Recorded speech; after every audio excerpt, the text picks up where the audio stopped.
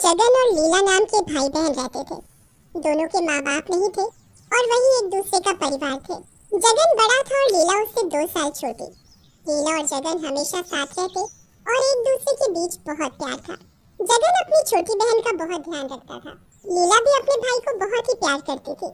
जगन अपनी बहन की सारी जरूरतें पूरी करता था ताकि उसे कभी किसी चीज की तकलीफ ना हो। जब लीला बड़ी हो जाती है तो जगन उसकी एक अच्छे घर में शादी करवा देता है। वो अपनी बहन की विदाई पर खूब रोता है। लीला को भी काफी दुख होता है अपने भाई से बिछड़ने का। तुम रो मत भाई, अब बस अच्छे से काम करना, माँ बाबूजी का ध्यान रखना, अब तुमको ही सब कुछ देखना है। लीला की विदाई हो जाती है और वो अपने ससुराल पहुँच जाती है। लीला के ससुराल वाले बड़े ही लालची होते हैं। वो लीला को बहुत ही परेशान करते हैं और उसे अपने भाई से कभी सामान तो कभी पैसे लाने को बोलते हैं। लीला इन सब से साफ इनकार कर देती है तो वो उसे घर से ही निकाल देते हैं।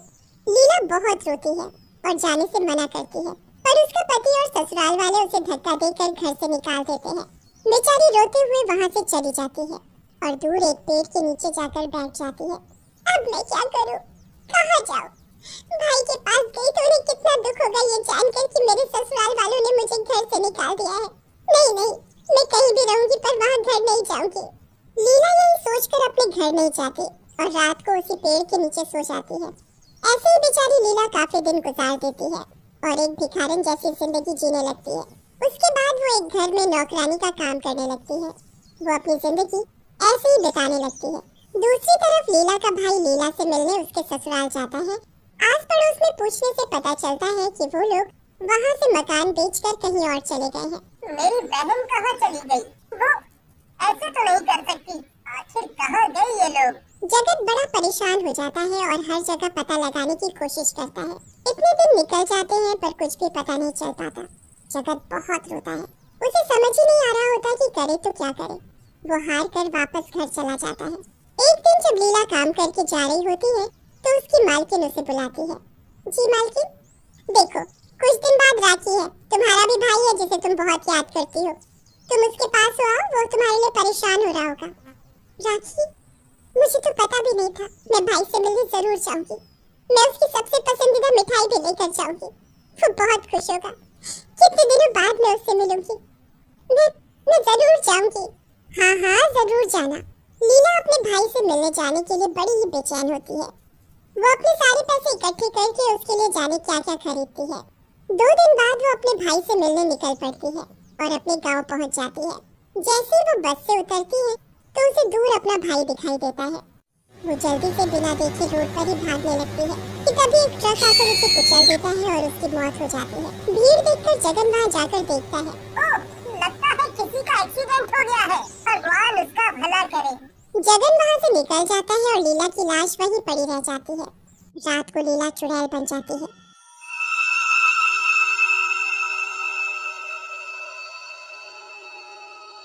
मेरा जगन भाई, भगवान ने मेरे साथ ऐसा क्यों किया? मेरी क्या गलती थी?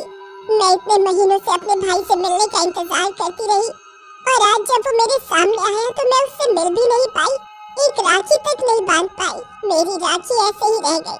आधी रात होने पर वो अपने भाई के पास जाती है और चुपके से उसे दूर से देखने लगती है। लीला राखी को जगन के बगल में रखकर चली जाती है। सुबह जब जगन की आंख खुलती है तो वो अपने पास रखी हुई राखी और मिठाई को देखकर बड़ा हैरान हो जाता है। वो जल्दी से बिस्तर से उठकर खड़ा हो जाता है और अपनी बहन को पुकारने लगता है। लीला बहन, तुम आ गई हो ना? ये राखी और मिठाई तुम ही लाई हो ना? सामने आओ, मेरे सामने आओ। ऐसे मत करो, मैं कब से तुम्हारा इंतजार कर रहा था।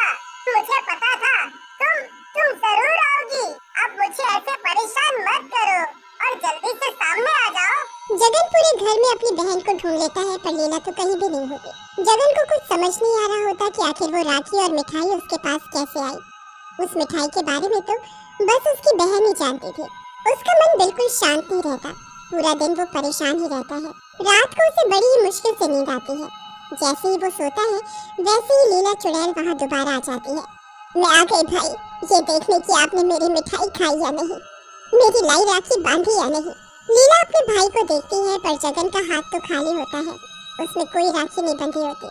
फिर वो मिठाई की तरफ देखती है तो वो भी ऐसी ही पड़ी होती है। ये क्या, ना तो भाई ने मेरी राखी बांधी और ना मिठाई खाई। ऐसा क्यों? उनको पता नहीं चला क्या कि मैं लाई हूँ? क्या मेरा भाई मुझे भूल गया? पर ऐसा नहीं हो सकता, मेरा भाई मुझे कभी नहीं भूल सकता, वो मुझे बहुत प्यार करता है।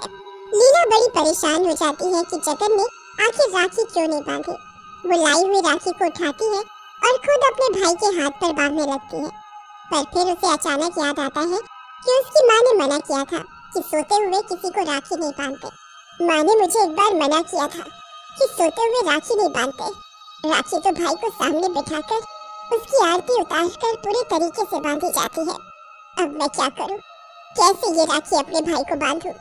लीला खड़े खड़े अपनी राखी को देख ही रही होती है कि अचानक जगन की नींद टूट जाती है और वो करवट लेने लगता है। लीला घबरा जाती है कि कहीं उसका भाई उसे उस रूप में ना देख ले और उसी डर से उसके हाथों से राखी नीचे गिर जाती है।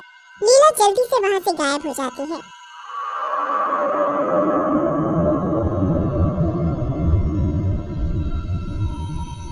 और राखी जमीन पर पड़ी रह जाती है। जगन की आंखें खुल जाती हैं। मुझे ऐसा लगा जैसे अभी यहाँ कोई था, जैसे मेरी बहन लीला थी, जैसे वो अभी यहाँ आई हो, पर वो तो यहाँ नहीं है। कहाँ चली गई हो तुम मेरी प्यारी बहन? मैंने तुम्हें कितना ढूंढा, तुम अपने भाई को कैसे भूल गई? जगन अपनी बहन को याद करके रो रहा होता है कि अचानक उसकी नजर जमीन पर पड़ी राखी पर जाती है। जगन को अब शक हो जाता है कि कोई तो है जो रोज रात को आता है और उसी का उस राखी से कुछ लेना देना है। जगन का मन नहीं मानता और इस बार वो सच पता लगाने की ठान लेता है। ये राखी यहाँ कैसे आई? इसे तो मैंने उधर सामने रखा था। जरूर कुछ गड़बड़ है। कोई तो है जो यहाँ हर रात को आता है, तो ये राखी और मिठाई लाया है। कोई तो है, पर कैसे पता लगाऊं? कैसे पता लगाऊं?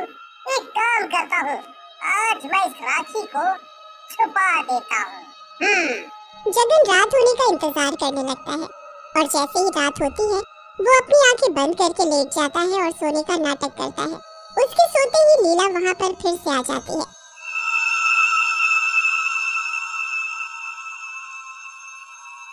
मैं आ गई भाई, मैं आ गई। लीला फिर से देखने आ जाती है कि उसके भाई ने उसकी दी हुई राखी बांधी या नहीं। वो अपने भाई के हाथ की तरफ देखती है कि वो तो खाली है। फिर वो इधर उधर देखती है कि राखी कहाँ रखी है, पर उसे राखी कहीं नहीं दिखती। वो बड़ी परेशान हो जाती है और पागलों की तरह घर में राखी को ढूंढने लगती है। जैसे ही जगन को एहसास होता है कि कोई उसके घर में है, वो चुपके से आंखें खोलकर देखता है। जैसे ही वो आंखें खोलता है, उसके होश उड़ जाते हैं। चुड़ैल! ये चुड़ैल तो मेरे घर में। आखिर इस चुड़ैल का उस राखी से क्या लेना देना है? मुझे हिम्मत करनी होगी और इस चुड़ैल से पूछना होगा। लीला अपने भाई को सामने देखकर परेशान हो जाती है। उसे समझ नहीं आता कि वो क्या करे। कौन हो तुम? क्या लेना देना है तुम्हारा इस राखी और मिठाई से? मैं तो चुड़ैल हूँ। पर तुम रोज रात को यहाँ क्यों आती हो और क्यों उस राखी को ढूंढ रही हो? लीला अपने भाई से झूठ नहीं बोल पाती और उसे सब सच बता देती है। मैं लीला हूँ, तुम्हारी बहन। लीला फिर अपने भाई को सारी कहानी सुनाती है। जगन को लीला के लिए बहुत दुख होता है। ऐसी बात थी तो तुम एक बार तो मेरे पास आती। तुमने इतना वक्त इतनी गरीबी में गुजारा और इतना सब सहा। मैं तुम्हें तकलीफ नहीं देना चाहती थी, बस इसलिए यहाँ वापस नहीं आ पाई। पर जैसे ही राखी आई तो मुझसे रहा नहीं गया। मैं तुमसे मिलने गाँव तो आई और तुम मेरे सामने ही थे, पर मेरा ध्यान रोड पर आते ट्रक पर नहीं गया और मैं उसके नीचे आकर मर गई। मतलब उस दिन वो एक्सीडेंट से एक लड़की की मौत हुई, वो तुम ही थी? हे भगवान! अब तुम अफसोस मत करो, मेरी जिंदगी शायद इतनी ही थी। अब मैं मुक्ति चाहती हूँ भाई। ये राखी मैं उस दिन से लेकर भटक रही हूँ। मुझे ये राखी तुमको बांधनी है। कल राखी का त्योहार है और मैं ये राखी तुमको बांधना चाहती हूँ। हाँ बहन, मैं भी तुमसे ये राखी बंधवाना चाहता हूँ। बस अगले दिन राखी के त्योहार पर जब सारी बहनें अपने अपने भाइयों को राखी बांध रही होती हैं, तब जगन भी अपनी बहन लीला से राखी बंधवाता है। लीला की आत्मा को तब जाकर शांति और मुक्ति मिलती है। उसके बाद जगन वो राखी अपने हाथ से कभी नहीं उतारता और जिंदगी भर उसे बांध कर रखता है। एक छोटे से पुराने घर में सुरेश अपनी बहन खुशी के साथ रहता था। सुरेश बहुत ही मेहनती और ईमानदार था। उसकी एक छोटी सी चाय की दुकान थी। उसी दुकान में वो खूब मेहनत करता था ताकि वो अपनी बहन की शादी खूब धूमधाम से कर सके। भैया, आप रात दिन लगे रहते हो दुकान में, अपनी सेहत का बिल्कुल भी ध्यान नहीं रखते। कम से कम टाइम से खाना तो खा लिया करो। अरे पगली, मेरी थकान और भूख प्यास तो तुझे देखते ही गायब हो जाती है। बस एक तमन्ना है, तेरी शादी किसी अच्छे घर में करूं और बड़े धूमधाम से करूं। वहाँ मेरी बहन रानी बनकर रहे। यहाँ इस घर में तुझे मिला ही क्या है? इस घर में मुझे अपने भैया का प्यार मिला है, जो मेरे लिए बहुत कीमती है। जब देखो रुलाती ही रहती है। देखा, फिर रुला दिया ना तूने मुझे। अच्छा, बहुत भूख लगी है, जल्दी से खाना लगा दे। और हाँ, कल तुझे लड़के वाले देखने आ रहे हैं, उनके नाश्ते पानी में कोई भी कमी नहीं होनी चाहिए। दोनों भाई बहन बड़े प्यार से खाना खाते हैं और सो जाते हैं। अगले दिन खुशी को लड़के वाले देखने आते हैं। उन्हें खुशी पसंद भी आ जाती है, पर लड़के की माँ सुरेश को एक और ले जाती है और बोलती है, देखो, हमें तुम्हारी बहन पसंद है, पर हमारी एक शर्त है, तभी हम बात आगे बढ़ाएंगे। आपकी हर शर्त मुझे मंजूर है, बस आप मेरी बहन को अपने घर की बहू बना लीजिए। शर्त तो सुन लो पहले। शादी के दिन मुझे एक सूटकेस भरकर पैसा चाहिए, बिल्कुल भरा होना चाहिए, जरा भी खाली ना हो। और शादी के बाद जब तुम्हारी बहन पग फेरे के लिए हमारे घर आएगी तो उसे सोने के साथ लाद कर ही भेजना उसके ससुराल। बताओ, अब शर्त मंजूर है? कजरी की शर्त सुनकर सुरेश सोच में पड़ जाता है। हे भगवान, अब मैं क्या करूं? ये तो दहेज में इतना सब मांग रहे हैं, इतना अच्छा घर और इतना अच्छा रिश्ता मैं हाथ से जाने नहीं दे सकता। अभी तो मैं हाँ बोल देता हूँ, बाद में आधा आधा करके सब चुका दूंगा। पर मुझे ये बात खुशी से छुपा कर रखनी होगी। अगर उसे इस बारे में जरा भी पता चला तो वो ये शादी कभी नहीं करेगी। सुरेश कजरी को सब देने के लिए हाँ बोल देता है। शादी भी आ जाती है और अभी तक सुरेश ने जो जोड़ कर रखा था सब इकट्ठा कर कजरी के हाथ में थमा देता है। अपनी बहन को सुरेश हंसी खुशी विदा कर देता है। 2 दिन बाद राखी है और उसी दिन खुशी पग फेरे के लिए घर भी आएगी। उसे देने के लिए मेरे पास अब कुछ नहीं बचा। हाँ, ऐसा करता हूँ, मैं ये घर बेच देता हूँ। अगर कुछ कम पड़ा तो दुकान भी बेच दूंगा। सुरेश घर दुकान बेच देता है और खुद सड़क पर आ जाता है। अब उसके पास रहने के लिए कोई ठिकाना नहीं था। सुरेश हंसी खुशी हाथों में गहनों की पोटली लिए घर की ओर निकल पड़ा, पर रास्ते में एक कार उसे टक्कर मारकर चला जाता है, जिसमें सुरेश की मौत हो जाती है। ये तो कोई चोर मालूम पड़ता है। सही कहा, देखो ना, उसके पास कितने सोने के गहने हैं जो वहाँ पड़े हैं। चोर को उसके किए की सजा खुद ही मिल गई।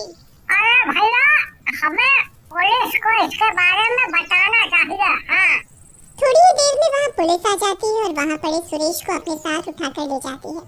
सुरेश मर तो गया था, पर वो मरने के बाद भूत बन गया था।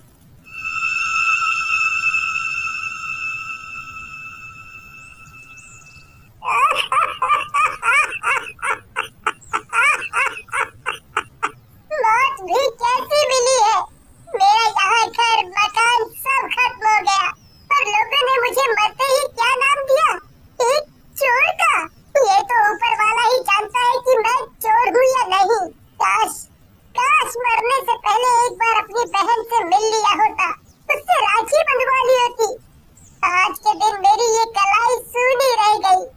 वहाँ खुशी अपने भाई के घर पहुँचती है। भैया, भैया कहाँ हो आप? देखो मैं आ गई। अरे खुशी, किसे आवाज लगा रही हो? यहाँ तुम्हारा कोई भैया नहीं है। भैया नहीं है?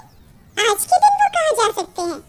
तुम्हें पता नहीं है कि तुम्हारा भैया एक चोर है? चोरी करके भाग रहा था तो गाड़ी के नीचे आने से मार गया। नहीं, नहीं ऐसा मत बोलो। मेरे भैया चोर नहीं हो सकते। वो कभी चोरी नहीं कर सकते। वो तो कितने ईमानदार थे। भैया, भैया आप कहाँ हो? देखो तुम्हारी बहन तुम्हें राखी बांधने आई है। आप सब झूठ बोल रहे हो। मैं तुम्हारी बातों पर यकीन नहीं कर सकती। मेरे भैया नहीं मर सकते। मैं आ रही हूँ भैया। आंखों में आंसू लिए खुशी निकल पड़ती है सड़कों पर अपने भैया को ढूंढने। सड़क के बीचों बीच आते ही उसकी भी वैसे ही मौत हो जाती है जैसे उसके भाई की हुई थी। मरते ही वो चुड़ैल बन जाती है। मैंने तो हर राखी पर अपने भैया की लंबी उम्र की प्रार्थना की थी, फिर क्यों वो मुझे छोड़कर चले गए। भैया, अगर आप इस दुनिया में वाकई नहीं हो तो देखो, मैंने भी इस दुनिया को अलविदा कर दिया है। मैं भी मर चुकी हूँ, आपके बिना मैं कैसे जी सकती हूँ। खुशी अब एक चुड़ैल बन चुकी थी और सुरेश भूत, पर दोनों को ही पता नहीं था कि वो दोनों भूत और चुड़ैल बन चुके हैं। खुशी जरूर आई होगी मुझसे मिलने घर, मुझे राखी बांधने। मेरे घर ना मिलने से शायद वो वापस चली गई हो। उसे कितना बुरा लग रहा होगा आज मेरे घर ना मिलने से। एक बार खुशी को देख लूं बस, फिर कहीं दूर दूर चला जाऊंगा हमेशा हमेशा के लिए। खुशी कहीं दिखाई क्यों नहीं देती? अब तो शाम होने को आई है, उसे तो अब तक वापस आ जाना चाहिए था। आखिर कहाँ गई होगी? घर में और कोई भी नहीं दिख रहा, सब कहाँ गए? वहाँ पूरा घर खुशी के अंतिम संस्कार में लगा हुआ था और भूत अपनी बहन को उसके ससुराल ढूंढ रहा था। वहाँ चुड़ैल अपने भैया के घर पहुँचती है और जमुना दास को वहाँ देखकर बहुत आग बबूला होती है। ये कौन है और मेरे भैया के घर में क्या कर रहा है? अभी बताती हूँ इसे। कौन है तू और यहाँ क्या कर रहा है? चुड़ैल, मैंने कुछ नहीं किया, मुझे छोड़ दो भाई, मुझे छोड़ दो। इस घर में क्या कर रहा है तू? निकल यहाँ से। ये घर अब मेरा है। मैंने इस घर की पूरी कीमत दी है भाई। क्या? इसका मतलब ये घर बिक चुका है, पर क्यों? मुझे क्या पता, जिसने मुझे ये घर बेचा है उसी से जाकर पूछो और मुझे जाने दो। चुड़ैल बहुत गहरी सोच में पड़ जाती है कि आखिर उसके भैया ये घर क्यों बेचेंगे। वो सोचते सोचते जा ही रही होती है कि रास्ते में उसे एक गरीब बच्चा रोता हुआ दिखाई देता है। चुड़ैल उससे जाकर पूछने लगती है, क्यों रो रहे हो और तुम्हारा घर कहाँ है? तुम चुड़ैल हो, मुझे खा जाओगी, कोई बचाओ, बचाओ। शांत रहो बच्चे, मैं तुम्हें कुछ नहीं करूँगी। कुछ नहीं करोगी? मुझे खाओगी तो नहीं? पक्का नहीं खाऊंगी। अब बताओ क्या बात है? आज राखी है, मैं हमेशा पैसे जोड़कर अपनी बहन के लिए उपहार लाता हूँ, पर इस बार मैं भूल गया और अब मेरे पास मेरी बहन को राखी बधाई देने के लिए कुछ नहीं है। मैं अपनी बहन को बहुत प्यार करता हूँ। तुम अपनी बहन को बहुत प्यार करते हो ना, और तुम्हारी बहन तुम्हें, इसलिए आज तुम राखी बंधाई पर अपनी बहन को ढेर आशीर्वाद देना, उसे हमेशा खुश रखने का। देखना, उससे अच्छा उपहार उसके लिए हो ही नहीं सकता। सच में? वो खुश हो जाएगी? हाँ, मैं ऐसा ही करूँगा। तुम्हारा बहुत बहुत शुक्रिया। अब मैं चलता हूँ। एक बहन के लिए इससे अच्छा उपहार हो ही नहीं सकता। भैया आप कहाँ हैं? शाम ढलने को आई पर आप मुझे कहीं नहीं दिखे। चुड़ैल हार कर अपने ससुराल की तरफ जा ही रही होती है कि उसे घर के बाहर एक भूत खिड़की से झांकता हुआ दिखाई देता है। ये तो कोई भूत मालूम पड़ता है, पर ये मेरे घर की खिड़की से क्या झांक कर देख रहा है? अभी बताती हूँ। ए भूत, तू यहाँ क्या कर रहा है? देख, मैं तुझसे डरने वाली नहीं, इसलिए तू यहाँ से चुपचाप चला जा। चला जाऊंगा, बस एक बार अपनी बहन को देख लूं, फिर हमेशा हमेशा के लिए चला जाऊंगा। तुम्हारी बहन यहाँ रहती है क्या? कौन है तुम्हारी बहन? बताओ जल्दी। खुशी, मेरी बहन का नाम खुशी है। मैं कितना बदकिस्मत हूँ जो आज के दिन अपनी बहन से राखी नहीं बंधवा पाया। खुशी सब बता देती है कि वो एक चुड़ैल कैसे बनी, और भूत भी बता देता है कि वो कैसे मरा। दोनों घर के बाहर खड़े होकर बात कर ही रहे होते हैं कि तभी चुड़ैल अपनी सास को बात करते हुए सुन लेती है कि उसने खुशी की शादी में उसके भाई से ढेर सारा सोना मांगा था। उसी शर्त को पूरा करने के लिए उसके भाई ने घर दुकान सब बेच दी। मुझे माफ कर देना खुशी, मैं इस बारे में तुम्हें कुछ नहीं बताना चाहता था। भैया, पूरी दुनिया में तुमसे अच्छा भाई कोई हो ही नहीं सकता। चुड़ैल अपने भैया को राखी बांधती है और इस तरह दोनों का राखी का त्योहार पूरा हो जाता है।